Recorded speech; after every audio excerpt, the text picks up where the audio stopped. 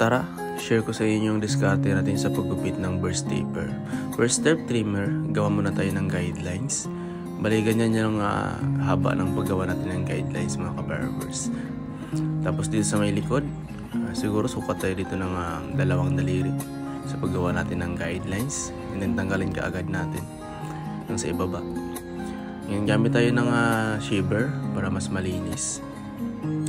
Pagkatapos ng baba na guard, lever close. Bali, slant lang yung paghagod natin.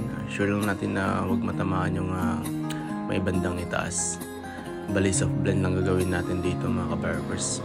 After nyan, no guard, lever close. Burahin na natin yung guidelines na ginawa natin. Same din dito sa may likod, mga ka-barbers. So, balikan nyo lang yung pakain natin pa unti-unti lang, mga ka-barbers.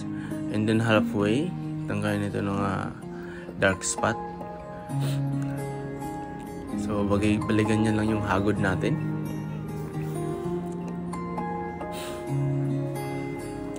Same din dito sa may gilid, sa may kabila. Yan, balikan nyo yung hagod natin, balipas slant lang, mga ka-barbers. And then clip over comb, tanggalin natin ng sumusobra. Ayan, bali targeted na natin yung may itim-itim at yung sumusobrang buhok dito, mga ka-barbers.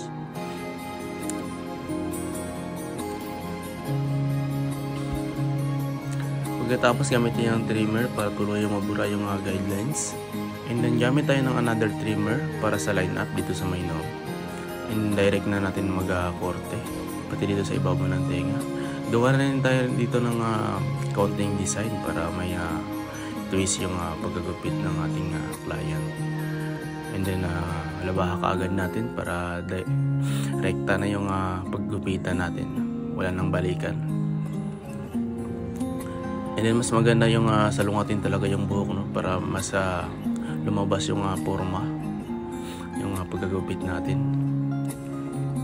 So hilahin na natin ng balat always para makaiwas sa pagkasugat at ma-smooth yung paghagod natin ng labaha. And then trim lang natin sa itaas. Bali, salungatin lang natin. Parang slash lang gagawin natin dito. Kasi yun ang request ng client eh. Yung dulo-dulo lang na tatanggalin natin.